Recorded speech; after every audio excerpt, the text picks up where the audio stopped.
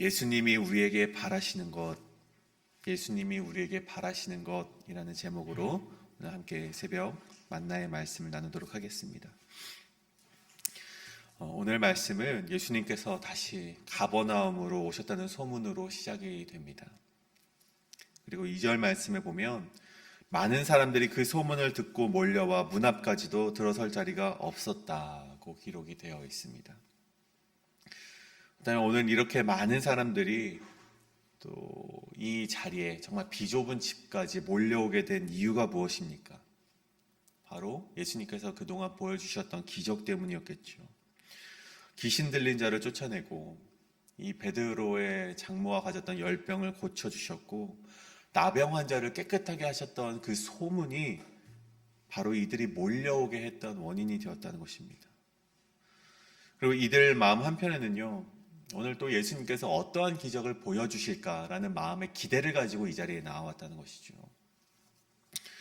그런데 오늘 예수님께서는요, 그렇게 몰려온 이들 앞에 두고 정말 그런 소문을 듣고 실제로 그것을 보았던 사람들이 이렇게 이 집으로 몰려왔을 때 그 몰려온 사람들을 앞에 두고 다른 어떤 기적도 아닌 2절에 기록된 바 도를 말씀하셨다라고 기록이 되어 있습니다. 다른 어떤 부연 설명도 없는 이 도는 헬라어 원어로 보면 톤 로곤, 그 말씀, 그 도, 즉 복음을 말하는 것입니다. 마가복음 1장 15절에 나오듯 그 복음이란 무엇입니까?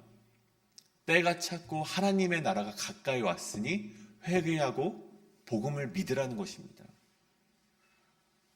마가에서 가장 중요하게 선포되는 것이 바로 이것이죠. 하나님 나라의 도래, 하나님 나라의 선포, 그리고 제사함을 행하는 예수 그리스도를 믿으라는 것입니다. 그동안 베풀었던 치료와 또 축사와 많은 기적을 통해서 모든 이목이 자신에게 집중이 되셨을 때 예수님께서 그렇게 가장 중요하고 이목이 집중된 순간에 하셨던 일이 바로 이 하나님 나라의 선포와 이 죄사함의 죄를 사하시고 복음을 믿으라는 그 선포가 예수님께서 모든 사람들이 이목에 집중이 되었을 때 하셨던 일이라는 것입니다. 오늘 저와 여러분에게 예수님께서 이 강조하셨던 이 하나님 나라의 선포와 회개와 복음을 믿는 신앙이 함께하길 간절히 소원합니다. 그래서 매일매일의 삶이 하나님 나라의 도래를 예비하는 삶이 되기를 원합니다. 또 그 앞에서 하나님 앞에서 진심된 삶이 되기를 간절히 소원합니다. 그리고 오늘 말씀은요, 곧바로 중풍병자 이야기로 전환이 됩니다. 예수님께서 도를 가르치시고 있는데 또 이 3절에 보면요, 바로 이 중풍병자 이야기로 전환이 되죠. 근데 가볍게 이 말씀을 읽고 넘어간다면요, 단순히 예수님의 또 하나의 기적의 사건이구나 라고 읽고 넘어갈 수도 있습니다. 하지만 오늘 이 말씀을 깊이 묵상하게 된다면 예수님이 가르치시는 즉 예수님께서 우리에게 말씀하시는 것은 무엇이고 또 바라시고 있는 것은 무엇인지를 우리가 발견해낼 수 있다는 것입니다. 오늘 이 주신 이 말씀 속에서 그냥 가볍게 읽고 넘어가는 것이 아니라 우리가 함께 묵상하면서 예수님께서 우리에게 바라시는 것은 무엇이고 또 하나님 나라가 이 땅에 실현되기 위해서 우리에게 필요한 것은 무엇인지 함께 나누시고 또 그렇게 살아가시는 오늘 하루가 되시길 간절히 축복합니다. 그렇다면 첫째로 예수님께서 우리에게 바라시는 그것은 장애물을 이겨내는 믿음이라는 것입니다. 다시 한번 예수님께서 우리에게 바라시는 것은 장애물을 이겨내는 믿음이라는 것입니다. 3절과 5절의 말씀입니다. 사람들이 한 중풍병자를 네 사람에게 메어가지고 예수께로 올세 무리들 때문에 예수께 데려갈 수 없으므로 그 계신 곳에 지붕을 뜯어 구멍을 내고 중풍병자가 누운 상을 달아내리니 예수께서 그들의 믿음을 보시고 중풍병자에게 이르시되 작은 자야 내 죄사함을 받았느니라 하시니 아멘. 예수님이 계신 곳에 많은 무리들이 찾아오게 됩니다. 그리고 예수님이 말씀을 가르치고 계셨죠. 그런데 그 가운데 천장에서 큰 소리가 나는 것을 듣게 됩니다. 상상해 보건대 예수님이 말씀을 가르치시다가 그 소리를 듣고 아마 말씀은 중단이 되었을 것입니다. 그리고 그곳에 앉아있던 많은 이들은 그 천장에 구멍이 났을 때 내려온 그 먼지들로 뒤덮이게 되었겠죠. 그렇게 천장이 뚫리고 중풍병자가 누워있는 상이 내려오는 것들을 모두가 보게 되었을 것입니다. 우리가 그 자리에 있지 않았지만 그들을 향한 사람들의 원성이 아마 우리 귓가에 들려오는 것 같습니다. 남의 집 지붕을 허락도 없이 뚫었다는 원성이 그 안에 있었을 것이고요. 또 먼지를 뒤집어 썼다는 원성이 그 가운데 그런 불평의 원성들이 있었을 것이고, 또 뒤늦게 와서 이상한 짓을 한다는 원성, 많은 그런 불평들이 그 가운데 있었겠죠. 근데 그곳에 있었던 대다수의 사람들은요, 그러한 무례함과 그런 불편함에 집중을 했겠지만, 오늘 말씀에 기록된 바 예수님께서는 그런 것들에 집중하지 않으시고 그들의 믿음에 집중하셨다라고 기록이 되어 있습니다. 그들이 스스로 해결할 수 없다고 여긴 이 문제를 예수님이라면 반드시 낫게 해줄 거야라는 믿음이 그들에 있었기 때문에 그런 행동을 했고, 예수님은 그 자리에 나왔던 그 모습을, 그 믿음을 집중하셨다는 것입니다. 여기서 그 믿음, 예수님께서 집중하셨던 그 믿음은요, 헬라어로 피스티스라는 단어가 사용이 됩니다. 이 피스티스는요, 그 뜻을 보니 믿음, 신뢰, 확신이라는 뜻을 가지고 있었습니다. 이들은 비록 소문으로 예수님을 알게 되었지만 그들의 마음속에는 간절함이 있었고, 예수님이라면 반드시 해결해 주실 것이라는 확신이 그 마음속에 있었다는 것입니다. 그리고 그 확신을 가지고 움직였다는 것이죠. 이것이 바로 믿음입니다. 중요한 것은요, 그들 마음에 확신을 가지고 행동했다는 것에 있습니다. 그들의 마음에 간절함만 있고 행동하지 않는다면 무엇이 변화될 수 있을까요? 그들의 마음에 확신만 있고 행동하지 않는다면 무엇이 변화가 되겠습니까? 그들의 마음에 확신이 있었고 행동하는 것에 대한 것이 바로 믿음이라는 것입니다. 야고보서 2장 26절에는요, 이렇게 기록이 되어 있습니다. 영혼 없는 몸이 죽은 것 같이 행함이 없는 믿음은 죽은 것이라. 믿음은요, 그 확신은요, 행동으로 이어지게 된다는 것입니다. 그렇게 행동으로 이어지게 되었을 때요, 모든 것이 순탄한 것은 아닙니다. 우리 믿음을 가지고 행동을 하지만, 확신을 가지고 행동을 하지만 사실은 그 길이 항상 순탄한 것은 아니죠. 믿음으로 움직여도 우리를 막아서는 장애물들은 있다는 것입니다. 아니요, 오히려 그 믿음으로 나아가지 못하게 막아서는 것들이 더욱더 많이 있다는 것입니다. 오늘 말씀으로 돌아와서 오늘 말씀에 믿음으로 움직였던 4명의 친구들에게도요, 장애물은 있었습니다.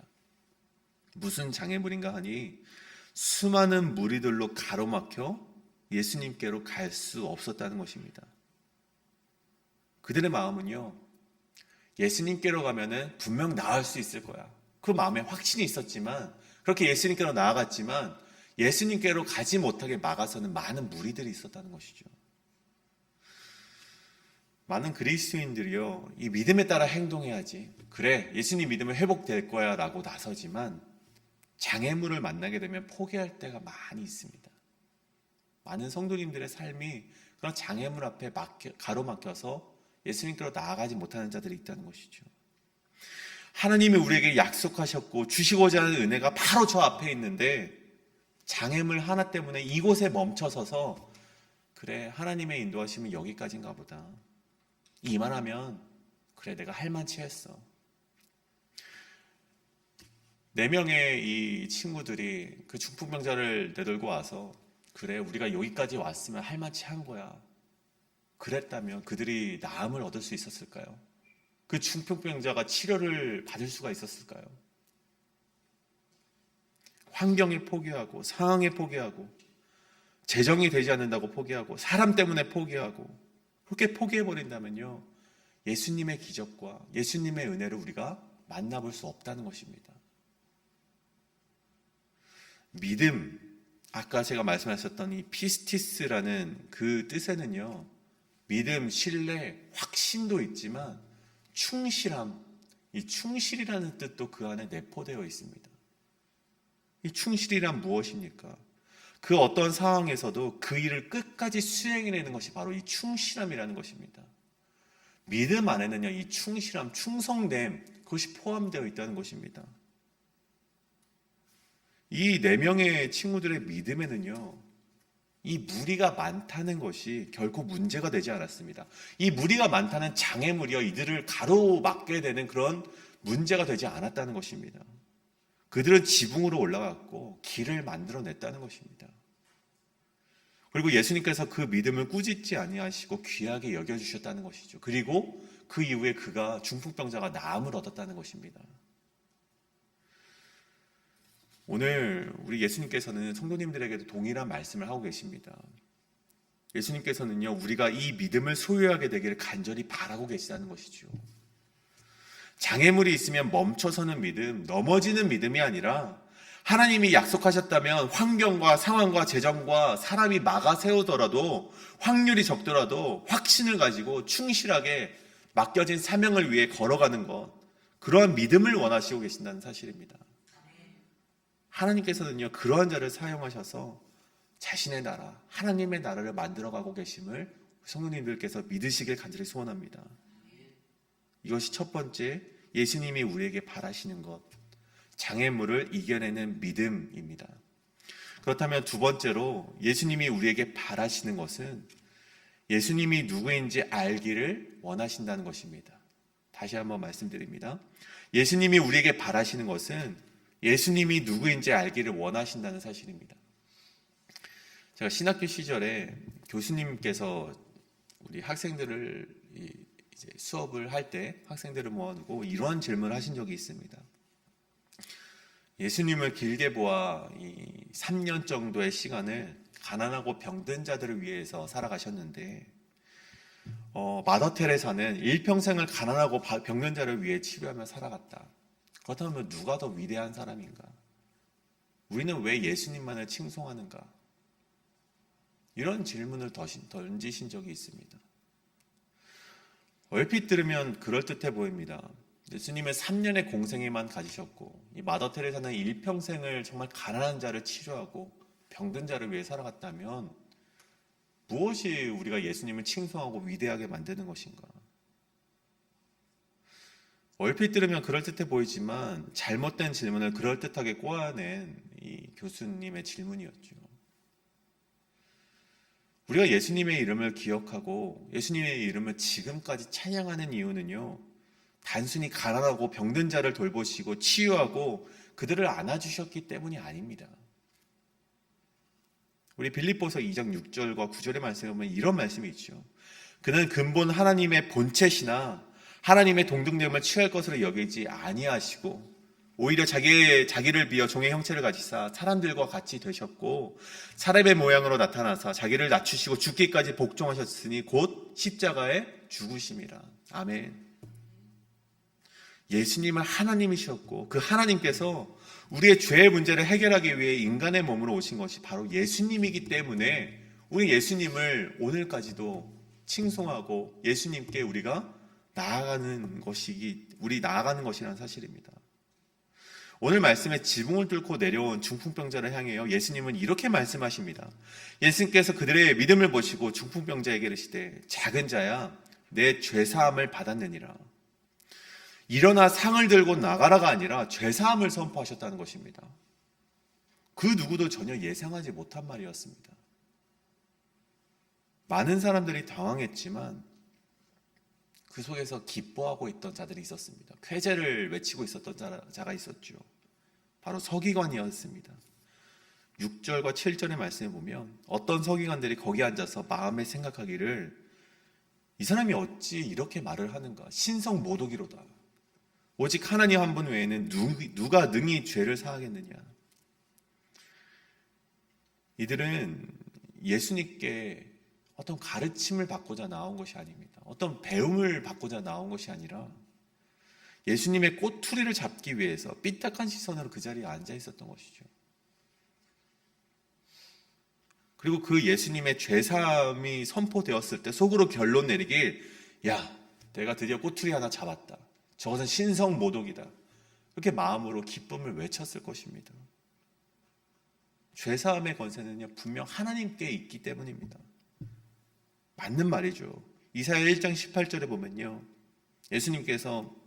하나님께서 여호와께서 이렇게 말씀하시되, 오라 우리가 서로 변론하자. 너희의 죄가 주홍 같을지라도 눈과 같이 희어질 것이요 진홍같이 붉을지라도 양털같이 희게 되리라. 하나님께서 죄사함을 선포해 주시는 것이죠. 또 시편 130편 3절에서 4절은요, 여호와여 주께서 죄악을 지켜보실진대 주여 누가 서리이까. 그러나 사유하심이 주께 있으면 주를 경외하게 하심이니이다. 이 말씀 역시 죄사함의 권세가 오직 여호와 하나님께만 있음을 가리키는 말입니다. 죄의 용서는 하나님만이 하실 수 있는데, 예수님께서 죄사함을 선언하셨으니 예수님을 둘 중 하나라는 것이죠. 하나님을 사칭한 사기꾼이든지 아니면 하나님 본인이시든지 둘 중 하나입니다. 서기관들은 예수님을 보고 하나님을 사칭한 사기꾼이라고 확신을 했던 것입니다. 예수님은요, 그것을 모르셨던 것이 아닙니다. 이곳에 앉아서 삐딱하게 설교를 듣는지 안 듣는지 모르지 않습니다. 어떤 마음을 가지고 왔는지 우리조차, 저 역시 어느 정도는 아는데 예수님은 그 마음을 꿰뚫어 보셨죠. 그리고 예수님은 8절에 그들의 마음을 꿰뚫어 보시고 이렇게 말씀하십니다.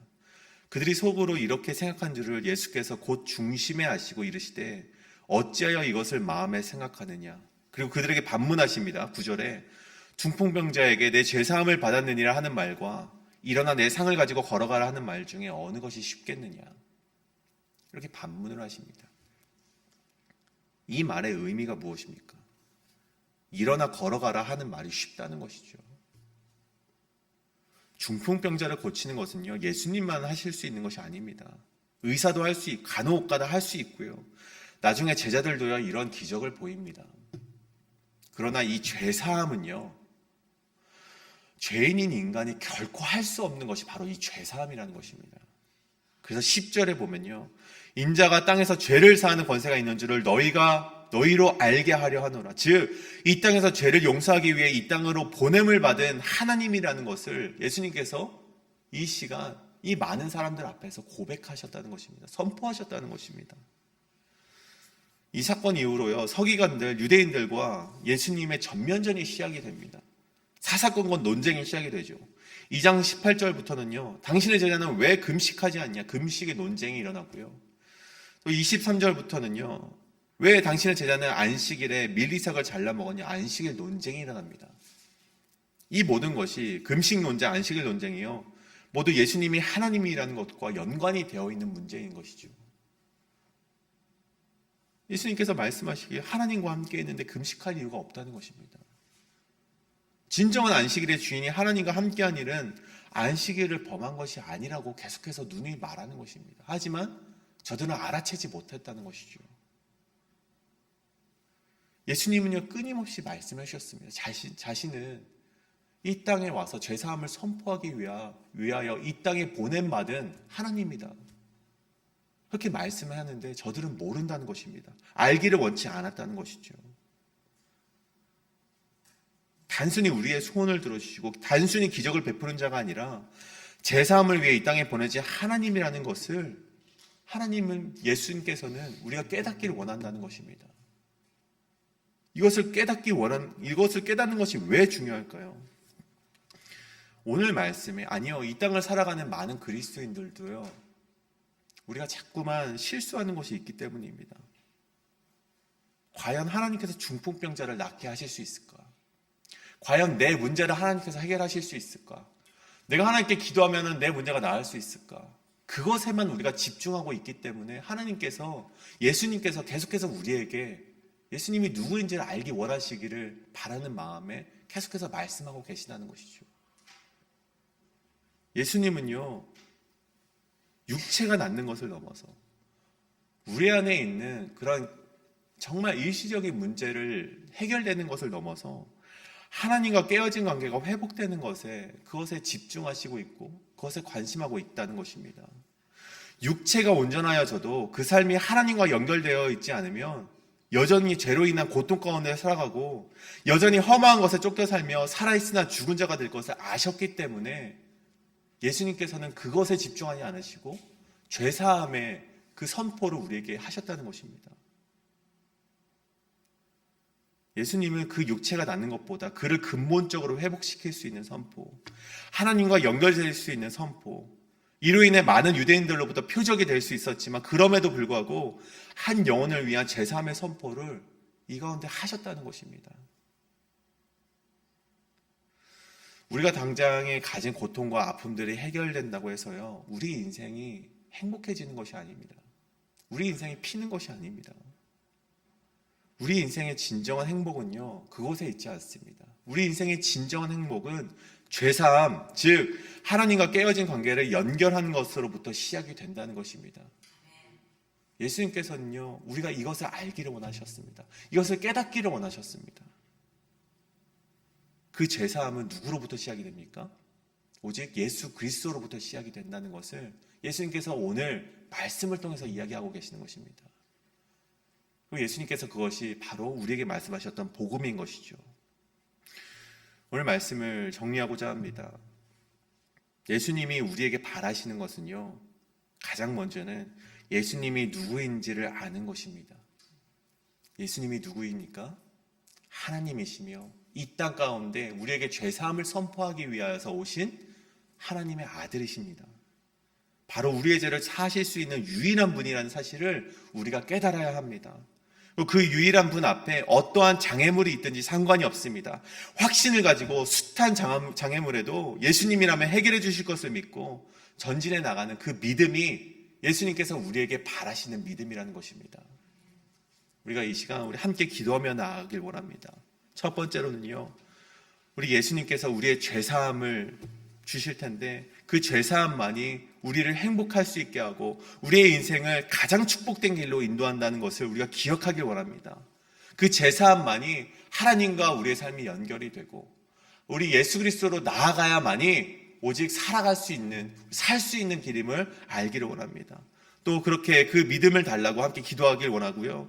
또 그 유일하신 분 앞에 나아갈 때, 그 예수 그리스도 앞에 나아갈 때 어떠한 장애물 가운데 넘어지는 것이 아니라 어떠한 장애물이 있든지 확신과 충실함을 가지고 충성을 가지고 나아갈 수 있는 믿음 달라고 우리가 이 시간 함께 통성으로 기도하실 때 그러한 믿음이 우리 성도님들께 가득하기를 간절히 소원합니다. 우리 함께 기도하며 나아가시겠습니다. 주여 아버지여, 우리 함께 기도하며 나아가